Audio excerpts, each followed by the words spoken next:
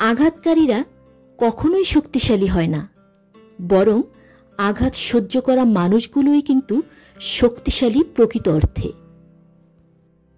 কারো কাছ থেকে আঘাতপ্রাপ্ত হলে সেটা নিয়ে দ্বিতীয়বার কোনো চিন্তা না করে সামনে এগিয়ে যেতে হয় মুচকি হেসে।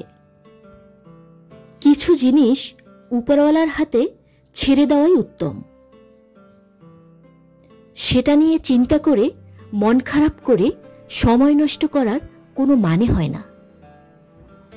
নিজের কষ্ট প্রকাশ করে অন্যকে পৈশাসিক আনন্দ দেওয়ার কোনো মানে হয় না, কারণ বেশিরভাগ ক্ষেত্রে দেখা যায় আঘাতে মলম না লাগিয়ে লবণ লাগানো হয়, আর আপনি হয়ে থাকবেন কারো গালগপ্পে অথবা চায়ের আড্ডায়।